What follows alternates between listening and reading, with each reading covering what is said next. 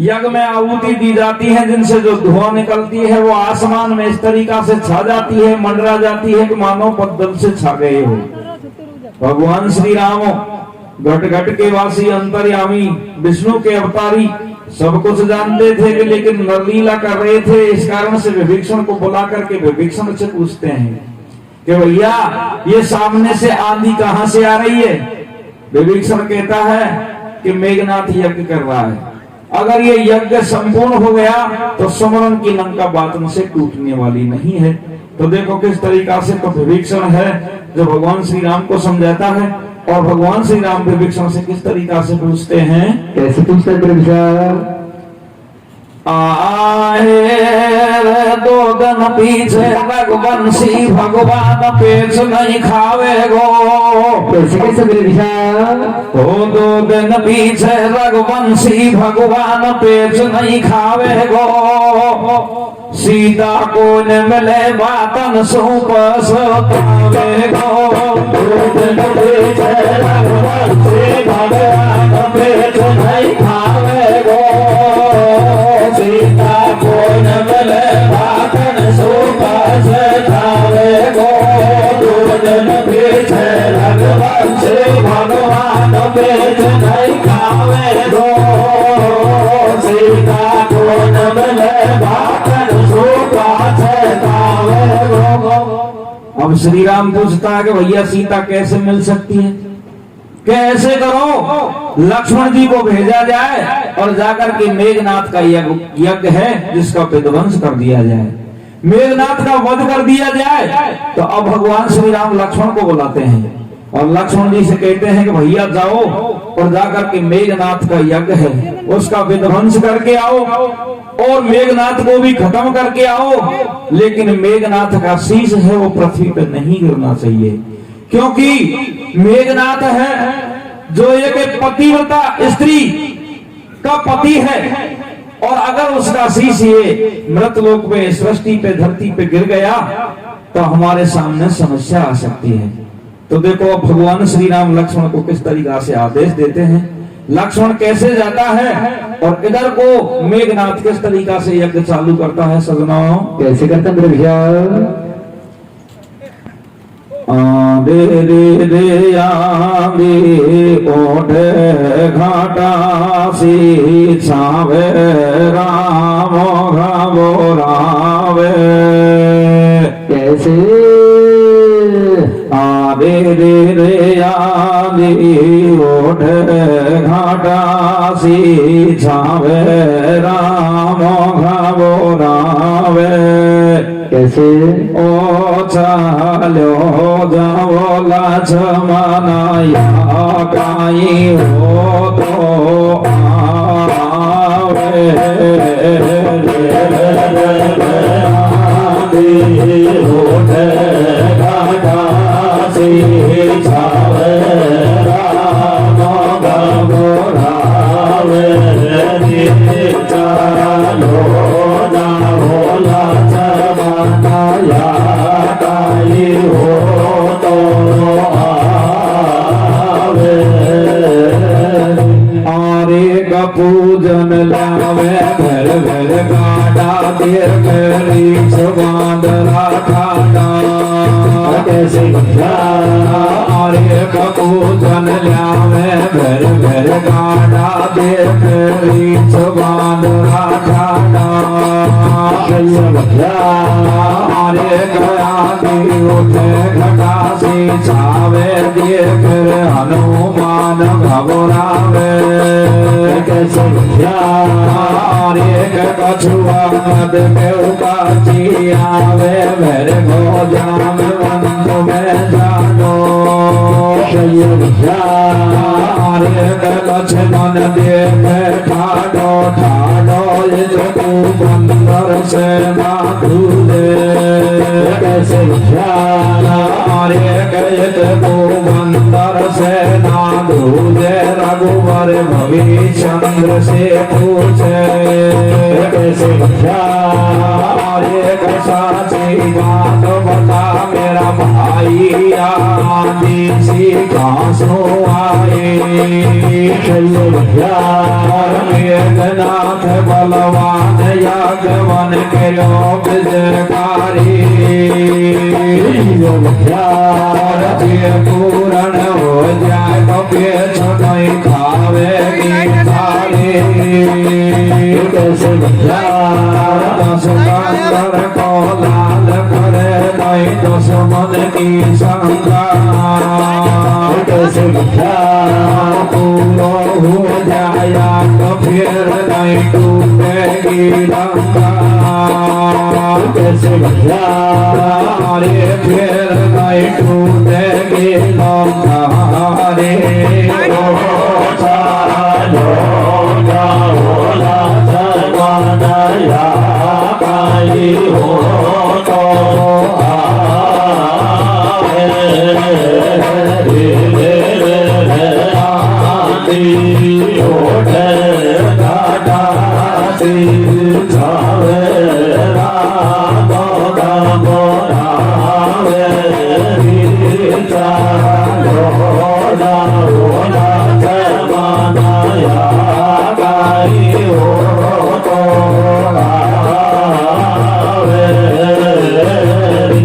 पूजन ल्यावे भर भर गाटा देखे रीछ बांदरा ठाडा आंधी उठे घटा सी छावे देख हनुमान घबरावे कछु अंगद के कच्छी आवे भर को जाम मंत में जाडो लक्ष्मण देखे ठाडो ठाडो इसको बंदर से ना धूजे अरे रघुवर भविष्य से पूछे साची बात बता मेरा भाई या आंधी सी घासों आई कि मेघनाथ बलवान यज्ञवान करो विजयकारी जे पूर्ण हो जाए तो पेच नहीं खावेगी थारी अरे दशकंदर को लाल करे नहीं दुश्मन की शंकार को पूरा हो जाए यज्ञ फिर नहीं टूटेगी लंका तो अब भगवान श्री राम लक्ष्मण को आदेश दे देते हैं कि भैया जाओ एक सेना की छोटी सी टुकड़ी ले जाओ और जाकर के मेघनाथ के यज्ञ का विध्वंस करो और मेघनाथ को खत्म करके और उसके शीश को रामादल में लेके आओ।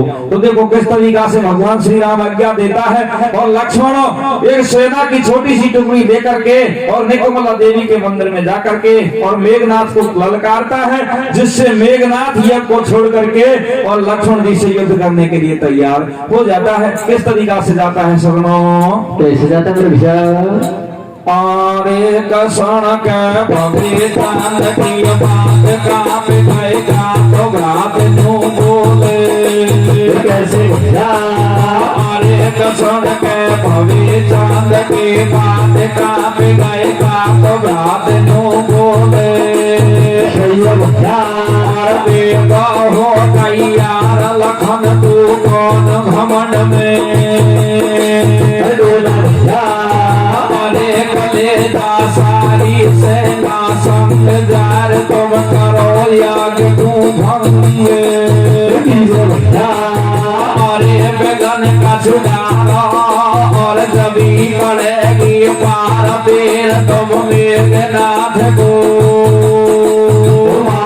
अरे कले को सारी सेना संग जार बन करो याग को भंग वीर को मारो कैसे भैया लक्ष्मण जी ने बाण दियो हनुमत ने शीश उतारो भैया धड़ से छूटी भुजा पड़ी मेलन के चौकन में कैसे भैया लोचना सुकुमार देख रही बैठ झरोकन में कैसे भैया आए देख रही बैठ झरोकन में रे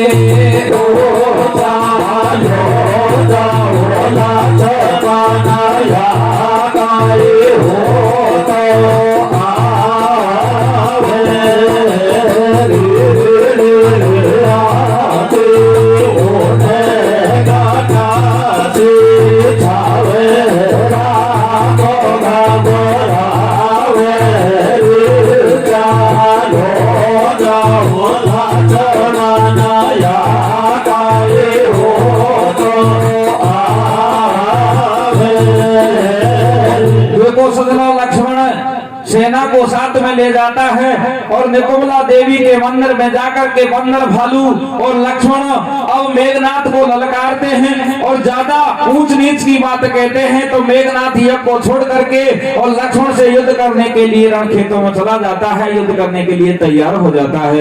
युद्ध होता है जिसमें लक्ष्मण मेघनाथ का वध कर देते हैं, शीश को काट लेते हैं और अपने हाथ में लेकर के रामागल को चले जाते हैं। लेकिन विधि का विधान देखो, इधर को तो शीश को काट के लक्ष्मण जी ले जाते हैं, एक इधर को अपने आप भुजा कट करके और वहां से जाती है और लंकापुरी में चली जाती है। लंकापुरी में जाकर के कहां गिरती है, जहां सुलोचना बैठी हुई थी उसके आगे जाके गिर जाती है। सुलोचना भुजा को देखती है तो तुरंत पहचान जाती है कि ये तो मेरे पति की भुजा है और मेरा पति देव तो विकुमला देवी के मंदिर में यज्ञ कर रहा है और ये भुजा किस तरीका से कट के आई। तो देखो किस तरीका से रुधन मचाती है, वो भुजा किस तरीका से सुलोचना को सारे हाल लिख के बताती है। कैसे प्रसंग आगे बढ़ता है सजनों, कैसे बढ़ता फिर विशाल। आरे रे रे काटे गायो मेघनाथ को शीसा भुजा घर जावे। कैसे आरे रे रे काटे गायो मेघनाथ को शीसा भुजा घर जावे। लाना में वो तेरी आभारो रोदन मचावे।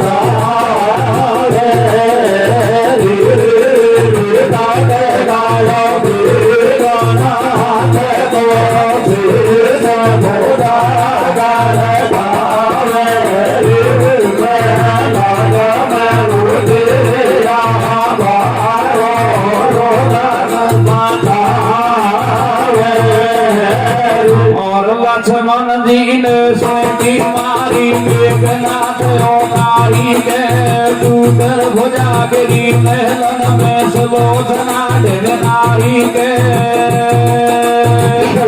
अरे कया वही गजब की बात लागे पाती को सो। अरे गया तो वही गजब की बात लागे हमारा पाती को सो। या तो यहाँ पे फांसू अरे गया तो यहाँ पे फांसू आयो पति मेरे कौन ने सतायो है अमीरो। अरे नारी करे बात को हीरो पति मेरे कौन ने लियो सका। मेघनाथ की भुजा हुए तो लिख के हाल बता। सुलोचना ने भुजा पति को पे लियो तत्काल भुजा ने लिखे सकाटे। अरे कबो गोरा बादल में पायो लक्ष्मण ने शीश उठायो। अरे कले गोरा बादल के माई मेरी लाश पड़ी है। मन के बादल क्या सारा बादल के बीच नार कोई लक्ष्मण ने मारा।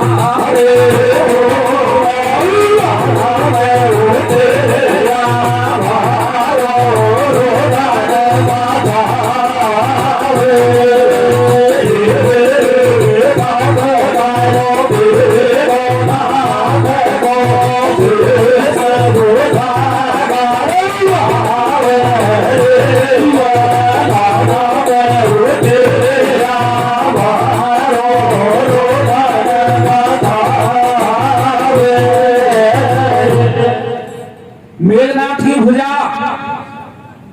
लंकापुरी में सुलोचना के सामने जाके गिर जाती है। सुलोचना भुजा से पूछती है मेरे पति की तू भुजा है तो मुझे सारे हाल को सुना। भुजा को सुलोचना पेन पकड़ा देती है और भुजा सारी बातों को लिख देती है कि मेरा शीश लक्ष्मण ने काटा है, मेरी लाश वहीं पड़ी हुई है और ये भुजा कट करके तेरे पास में आई है। इतनी बातों को पढ़ करके सुलोचना एकदम से रुदन मचाना शुरू कर देती है। जैसे ही रुदन मचाती है तो लंका की दौरानी जिठानी सारी सखी इकट्ठी हो जाती हैं और सुलोचना से पूछती है कि बहना तू क्यों रो रही है। सुलोचना कहती है कि देखो सामने आपके क्या पड़ा हुआ है, मेरे पति की भुजा है और इसमें मुझे लिख के सारी बात बताती है मेरे पति का वध हो चुका है। इतनी बात को सुन करके सारी सखी भी घबरा जाती हैं और सुलोचना रोती रोती अपनी सकीन से किस तरीका से कहती है सजनों, कैसे कहती विभीषण? और देखो पति को हाल सुलोचन छाती भर टकराई, कैसे विभीषण? भाजी भाजी में लंका की सखियां आज सुलोचन काई देखो तू चूरो रही है भाई, रामादल में पति मार दियो भुजा महल में, मेरो लखन के हाथ पति ने मोद मोद हद पाई, अरे कन्यो समझा मैं तोर ढाणी अब मैं तो रोज सुलोचन नारी, अरे के काई को अरे के काई को अरे के काई को थारो धुन मचावे, तेरो पति में कुंड गयो आयु हेरा सुनई, लगी भरब रोज याद कर कर उन वाकन की, लेख नहीं मिटे मिटे नहीं रेखा हाथन के,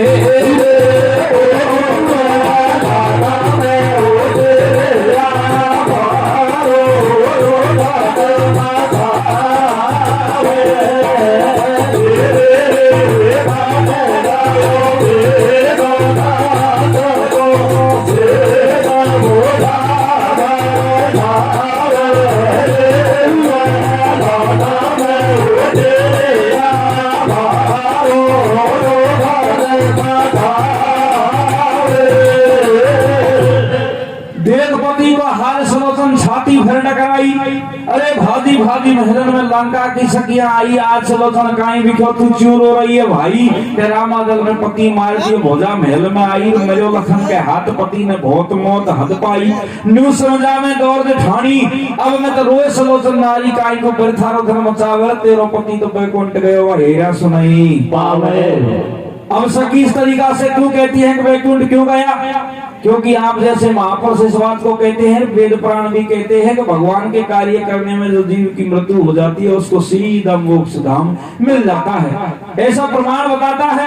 और वो जीवन मरण की जो ये चक्र है मर्यादा है इससे परे होता है, हमेशा हमेशा वैकुंठ में रहता है। इतनी बात को दौरानी जिठानी समझाती है तो सुलोचना कहती है कि बहना ये बात तो मैं भी जानती हूँ लेकिन आप अच्छी तरह से जानते हो। सुलोचना कहती है सकीन से आप भी जानते हो कि पानी के बगैर मछली नहीं रह सकती, अरे बगैर ड्राइवर गाड़ी सुनी थाना बगैर सिपाही और बिन दीपक है रहना अंधेरी मर्दा बगैर लोगाई। स्त्री की जात को झाड़ झाड़ लागू है, पति के बगैर स्त्री की गति नहीं होती। बहना एक बात बताओ, मैं अभी मेरी बारी उमरिया है, मेरे दूध के दांत नहीं उखड़े हैं, अरे ये मेहंदी की रेखा भी नहीं मिटी हुई है, अगर मेरे पति का अंश का मेरे किसी प्रकार का कोई पुत्री हो या पुत्र एक संतान होती तो मैं उसके सारे जिंदगी काट सकती थी। अब मेरे कोई नहीं है, मैं किसके बहाने से किसके सारे से मेरी जिंदगी को यापन करूं, कैसे पूरी करूं। इतनी बात को कह करके सुलोचना फिर रोने लग जाती है। उसी टाइम पे मंदोदरी आ जाती है और मंदोदरी सारी बातों को सुन करके और सुलोचना से भी ज्यादा रोने लग जाती है, क्योंकि माता पिता ऐसे होते हैं संसार में, और जिसमें तो माता है इसका रिश्ता पुत्र के प्रति निस्वार्थ भाव का होता है, इसके बीच में कोई स्वार्थ नहीं होता है। और माँ की आत्मा को तो माँ ही समझे कि अपना बेटा बेटी से वो कितना प्यार करती है। अब इधर को मंदोदरी रो रही है लेकिन अपने आंसुओं को पोंछती है, आंसुओं को पोंछ करके हिम्मत धारण करके और अपनी बहू सुलोचना से माथे पर हाथ धर के कहती है कि बेटी रोने से कोई फायदा नहीं है, क्योंकि छठी रात में लिख दिए भेमा गाने अंक और राई घटे न तिल बड़े रहे जीव निसंग। जीव को निसंग रहना चाहिए। बेटी अब क्या बात बताऊं, इसमें तुम्हारे ससुर की गलती है, मेरे पति देव जो लंकापति रावण है इसकी गलती है। तेरा और मेरा तो कोई दोष नहीं है, फिर भी अगर मैं जाती हूँ और जाकर के लंकापति रावण के पैर पकड़ती हूँ, कहती हूँ कि हे स्वामी अब तो ये युद्ध को बंद कर दे, क्योंकि आधे कुल का तो नाश हो चुका है। अगर तू ये युद्ध को बंद नहीं करेगा तो तेरा संपूर्ण राक्षस कुल है जिसका नाश हो जाएगा। मंदोदरी इस बात को सुलोचना से कहती है कि मैं जाती हूँ लंकापति रावण को डा, लेकिन लंकापति रावण से जाके कहती है तो लंकापति रावण बिल्कुल नहीं मानता है। वैसे तो सदनों लंकापति रावण को पता था, इस कारण से भगवान श्री राम से विवाद कर रहा था कि मेरे संपूर्ण कुल का मैं नाश करवा के और सबको मोक्ष धाम प्राप्त करवाऊंगा और मेरी गति जब भी होगी, लेकिन इस बात को किसी से कहता नहीं है। तो देखो अब मंदोदरी और सुलोचना के बीच में किस तरीका से बातचीत होती है सजनों। कैसे होती फिर विशाल? आर मंदोदरी के दिल लगी और सुनती थी सुकुमार। मंदोदरी के दिल लगी और सुनती थी सुकुमार। सुलोचना बहुला मेरी तक दिल में धीरज। जोड़ो हाथ पड़ो तेरे पैया जब नहीं हो सवार तेरी। अरे ये घर बार कछु सुआवे तो तू याद बलम की। अरे कजे तू जगत कुमार पर में हो घोर हमेरो। अरे कमेरी याद पर में बिछड़ गई जोड़ी छोड़िया तो हाथ लगे। अरे छोड़िया तो हाथ लगे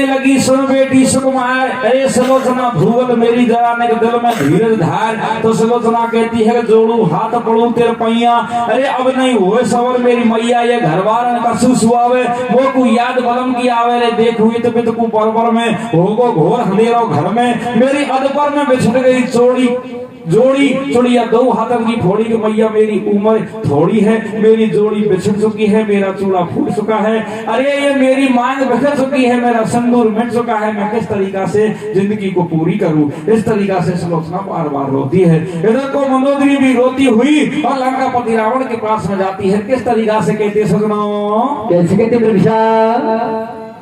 अरे सासन दस कर बोलवायो। अरे सासन दस कर बोलवायो तू सारो हाल बतायो। कैसे विशाल? नाथ मारे गए और सुन प्यारे भरतार। रोड बन मका रही लग में अपना। नाथ मेरे कुंभकर्ण मेरे और मरो दस बीस। मानल के बीच नाल में कदेन मांगू। कदेन मांगू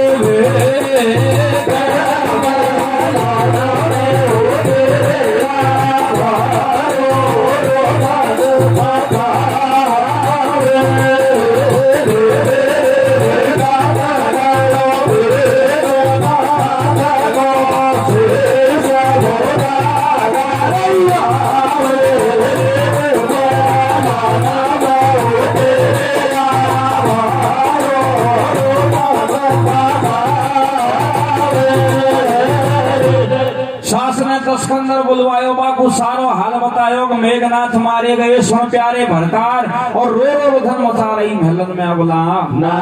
लंकापति रावण कहता है कि मेघनाथ मिर्चा कुंभकर्ण मिर्चा और मरो 10-20 राम दल के बीच नार में कदे न मांगू। अरे वो वनवासी है जिसे तू राम कहती है, विष्णु का अवतारी कहती है, वो वनवासी है, राजा दशरथ का पुत्र है, और एक साधारण इंसान के सामने जाकर के मैं झोली नहीं पहला सकता। इतनी बात को सुन करके अब सुलोचना और मंदोदरी दोनों ही घबरा जाती हैं कि ये तो किसी की नहीं मानने वाला है। और इधर को सुलोचना जोर जोर से रोती है, तो मंदोदरी कहती है कि बेटी रोने से कोई फायदा नहीं है। सुलोचना फिर कहती है कि भैया रोने से फायदा नहीं है, तो मेरे पति की भुजा पड़ी हुई है, मैं इसके साथ में सती होना चाहती हूँ, लेकिन सच्चाई छिपती नहीं है।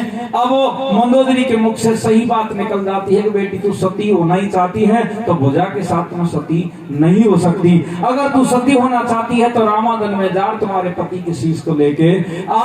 अब इतनी बात को सुन करके सुलोचना तैयार हो जाती है कि मैया मैं अवश्य रामादल में जाऊंगी और मेरे पति के शीश को लेके आऊंगी, उसके साथ में सती हो जाऊंगी। लेकिन सुलोचना है जो सास से पूछती है कि मैया मैं रामादल में चली तो जाऊं, लेकिन मुझे शीश दिया या नहीं दिया इसकी क्या गारंटी है। तो अब मंदोदरी सारी बातों को समझाती है कि भगवान श्री राम घट घट के वे वासी हैं, मर्यादा पुरुषोत्तम है, वो कभी भी मना नहीं करेंगे, तुम्हारे पति के शीश को अवश्य दे देंगे। तो देखो सास बहू में दोनों में किस तरीका से बातचीत होती है सजनों। कैसे होती फिर आरे कटपक नयन में से आंसू वो तू सती करा दे, सासू भैया आरे कटपक नयन में से आंसू वो तू सती करा दे, सासू भी तो लगे सासरो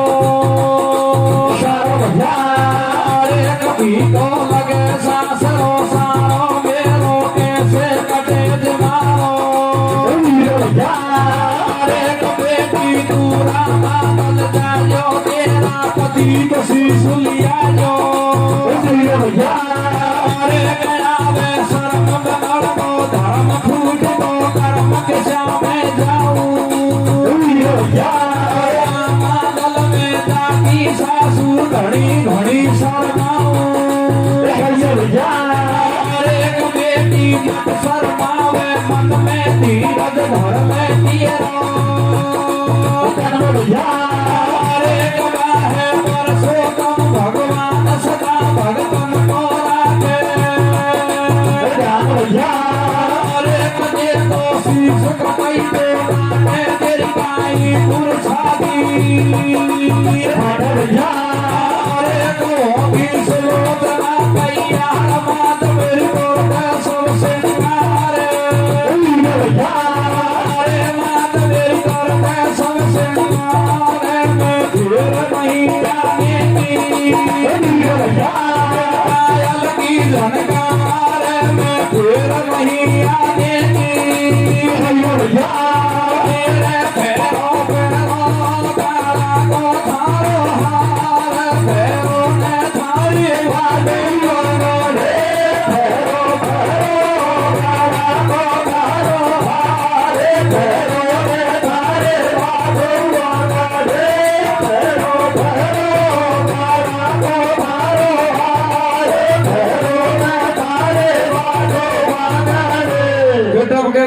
से आंसू मोकू सती करा दे सासू।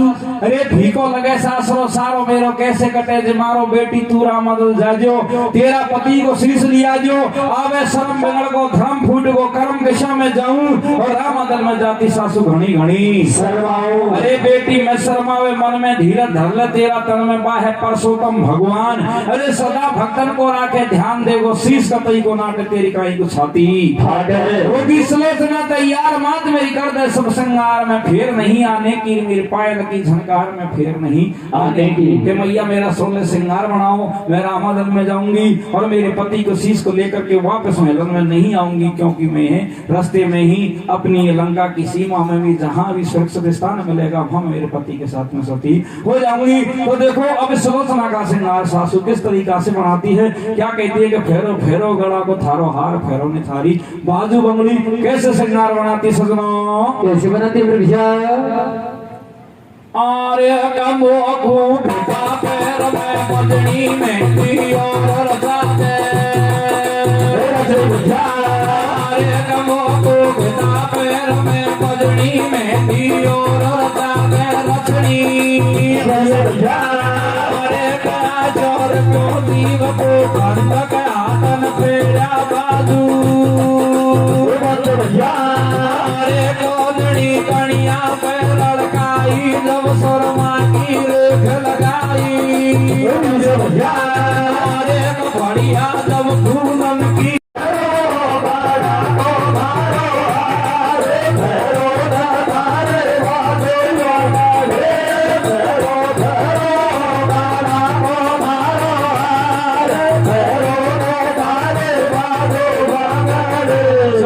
कहती है कि मोगु घेता पैर में बजनी मेहंदी और रचा दे रचनी आचर क्यों जीव को भंग हाथन फेरिया बाजू बंद कोणिया कोननी कणिया पर लड़काई जब सुरमा की रेख लगाई अरे फड़िया जब फूलन की ओडीर कर सोले श्रृंगार नायर ने कतई कसर को छोड़ी इस तरीका से सोले श्रृंगार बनाती है और सोले श्रृंगार बना के महल के चौक में आ जाती है और शीशा में अपने श्रृंगार को देख करके सुलोचना एकदम से पछाड़ खा के गिर जाती है और रोने लग जाती है। इधर को सासू समझाती है कि बेटी रोने से कोई फायदा नहीं है। सुलोचना कहती है कि फायदा इस बात का है भैया मेरी बात को सुनो, फायदा है दुख है क्योंकि मैंने श्रृंगार बनाया है, इसका मेरा धर्म नहीं बनता है क्योंकि स्वागन होती है वही श्रृंगार करती है। मैं तो विधवा हो चुकी हूँ, मेरे पति के साथ साथ मेरा श्रृंगार भी चला गया है। तो अब मंदोदरी समझाती है कि बेटी जो स्त्री पूरी जिंदगी भर जीवन जीती है और अधप्रे में बीच में विधवा हो जाती है और श्रृंगार करती है दोष उनका है, तू तो श्रृंगार करके तेरे पति के साथ में सती हो जाएगी, तुम्हारा कोई दोष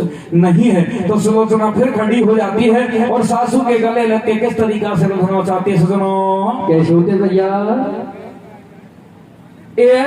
रोवे रोवे सासू की भर भर बात है कैसे रोवे रोवे सासू की भर भर बात है सारा गा फटे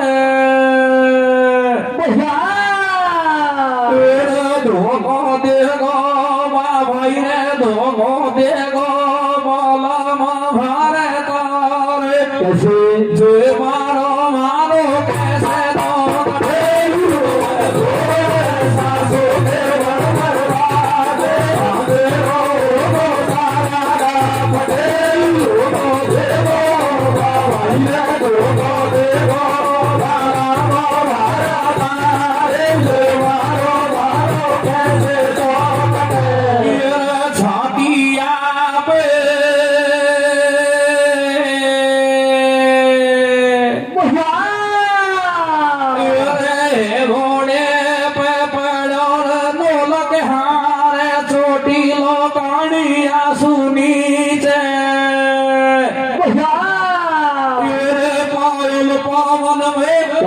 महिरे चढ़िया हाथन में उड़े झुमकार शोरत बाकी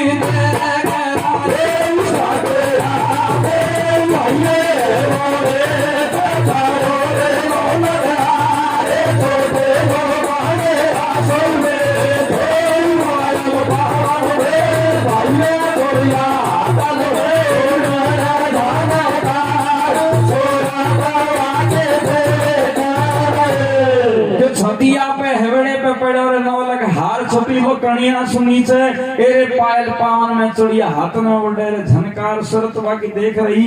इस तरीका से सुलोचना रोती है, रोधना मचाती है, घबरा जाती है। सासू समझाती है कि बेटी चिंता करने की कोई बात नहीं है, तुम्हारा श्रृंगार करने का भी कोई दोष नहीं है, तू जा और जाकर के रामागढ़ में तुम्हारे पति की शीश को लेकर के आ। भगवान पे भरोसा मुझे है तो अवश्य भक्त को नाराज नहीं करते हैं, भक्त से हमेशा प्यार करते हैं। और उनका एक नियम भी है कि चाहे रण छोड़ना पड़े, चाहे भीख मांगनी पड़े, चाहे कुछ भी करना पड़े, चाहे प्रतिज्ञा भी तोड़नी पड़े, लेकिन अपने भक्त को हर हालत में वो कुछ देखना चाहते हैं। तो सुलोचना के हृदय में तसल्ली आ जाती है और तसल्ली आती है और अब लंकापुरी से रामागढ़ के लिए किस तरीका से जाती है। इधर को बंदर भालू को जैसे एक स्त्री आती हुई दिखाई दी तो वो तो ये समझ रहे थे कि माता सीता आ रही है और वो बड़े प्रसन्न हो जाते हैं, खुशी मनाते हैं, उछल कूद युद्ध करते हैं तो विभीषण उनसे पूछता है कि ये बताओ कि तुम खुशी किस बात की मना रहे हो कि देख सामने से माता सीता आ रही है, मेघनाथ का वध हो चुका है, लंकापति रावण को यह सदमा सहन नहीं हो सका, इस कारण से माता सीता को वापस देने के लिए लाया है। लेकिन विभीषण समझाता है कि भैया ये माता सीता नहीं है, मेघनाथ की घरवाड़ी सुलोचना है, पतिव्रता नारी है, अपने पति के शीश को लेने के लिए आ रही है और ये इसके साथ में सती होना चाहती है। इधर को उसी टाइम पे भगवान श्री राम सारी बातों को सुन करके कह देते हैं कि इससे कोई भी मना मत करना, इसके पति के शीश को दे देना। ये बात तो रामादल में हो रही है और इधर को सुलोचना है जो लंकापुरी से कैसे रामादल के लिए रवाना होती सजनों, कैसे होती फिर विशाल आहेर कालो डपटो का चनको झलको पीला सनिया पे दोनों हाथन में तो फूल को नड़ी गणिया पे कालो डपटो का चनको झलको पीला सनिया पे दोनों हाथन में तो फूल को नड़ी गणिया पे कालो डपटो का चनको झलको पीला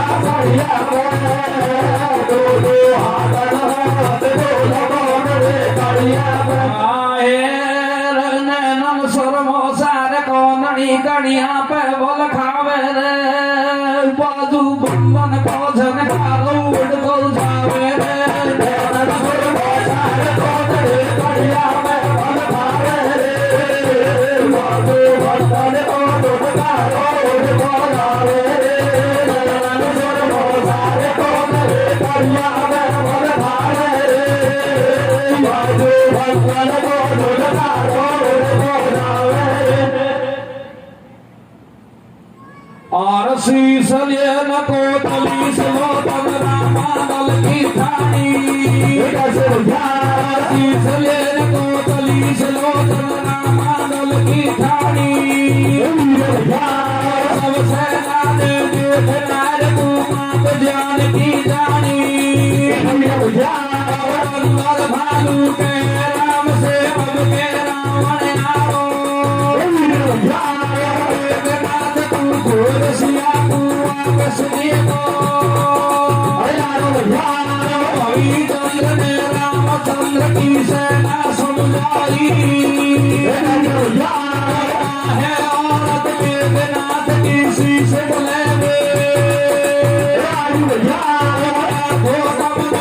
तो बातों लाने तो लड़ाई राम कह सब सेना से आंसू मत खींचो मेघनाथ को शीश मार को वापस लौटा डोलू में सती को पति को दे दे शीश अकबर से विनती करे रामादल के रामादल के शीश लेने को चली सुलोचन रामादल की ठानी, ऋषभ सेना ने देखनार को मात जान की रानी, अरे बंदर भालू कह राम से अब के रावण आरो और मेघनाथ को खोर सिया को वापस देवा भविचंद्र ने रामचंद्र की सेना समझाई रिया धोखा मित्र हिजोवा तो लड़ेगो लड़ाई है और मेघनाथ की शीश को लेवे आई और मेरा भाई को मैं जानता हूँ कि वो हमेशा लड़ाई लड़ेगो, आखिरी श्वास रहेगी जब तक हार नहीं मानेगो। तो राम कह रहे सब सेना से यासु कछु में तो खींचो और मेघनाथ को शीश नार को वापस लौटा दीजो। उसी टाइम पे सुलोचना पहुंच जाती है, होवा डोलू में सती वो पति को दे दे शीश, रघुवर से विनती करे रामादल के बीच में जाकर के रघुवर से विनती करती है कि मैं पति के शीश को लेने के लिए आई हूँ और मुझे शीश दीजिए। तो अब सारी सेना के शंका हो जाती है कि सुलोचना को इस बात का पता कैसे चला कि इसके पति का शीश रामादल में है। तो अब सुलोचना कहती है कि मेरे पति की भुजा कट करके और लंकापुरी में गई और भुजा ने मुझे सारे हाल लिख के बता दिए हैं, इस कारण से मैं रामादल को शीश लेने के लिए आई हूँ। इधर को सजनों लक्ष्मण जी को देख करके और सुलोचना कहती है कि हे लक्ष्मण, तू इतना प्रसन्न होने की कोई जरूरत नहीं है, तू इतना बड़ा नहीं है कि तू ये समझ रहा है कि तेने मेघनाथ का वध कर दिया है। इसमें तेरी कोई प्रभुता नहीं है, तुम्हारे बलवान पड़ा का कोई भी इसमें अधिकार नहीं है। इसमें तो दो स्त्री के बीच में, दो पतिव्रता नारी के बीच का ये झगड़ा था। इधर को तुम्हारी घरवाली उर्मिला है और इधर को जगत भवानी माता सीता जो अशोक वाटिका में बैठी हुई है। दो पतिव्रता नारी के बीच में मेरे पतिव्रत धर्म है जो कम पड़ गया, इस कारण से तेरे द्वारा मेरे पति का वध हो गया। फिर दूसरी बात ये भी है कि अगर मुझे पति कह के आता घर से मैं रामांचल को जा रहा हूँ तो शायद ये भी काम नहीं हो सकता।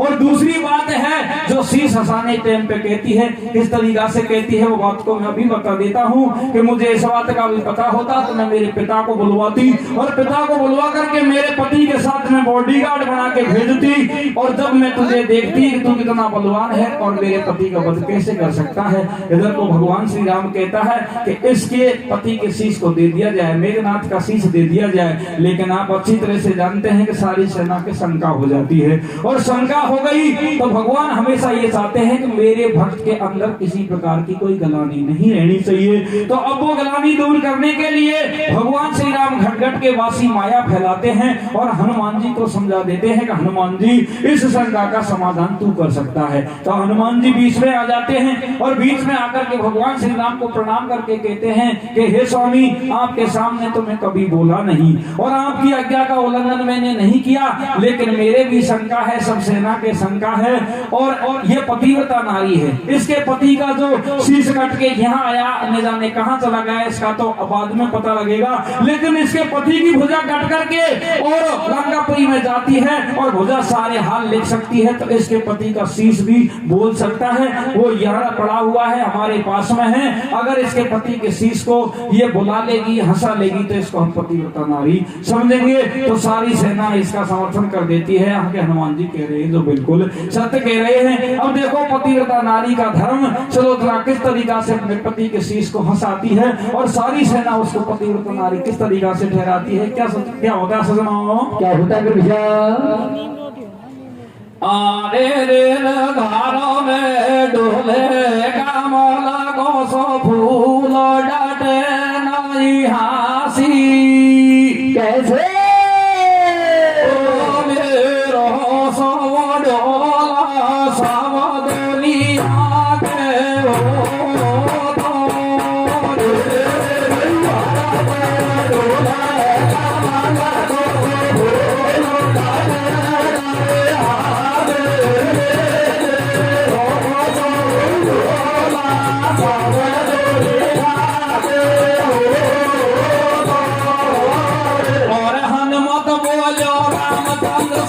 तो सास नहीं आवे हनुमत कहती रामचंद्र से मेरा सास नहीं आवे बड़ी लाश की भुजा महल में टूट कभी नहीं जावे बादल के बीच नार तो करती नजर घुमा ले जाना दे सतवंती तेरा पति बसी से हंसा ले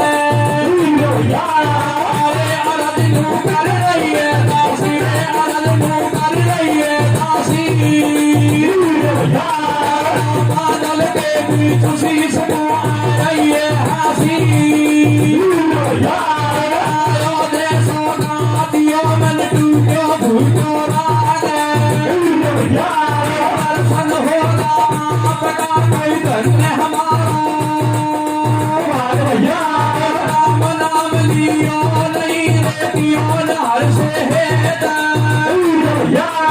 अब पछतावे क्या बने जब चिड़िया चुग गई खेत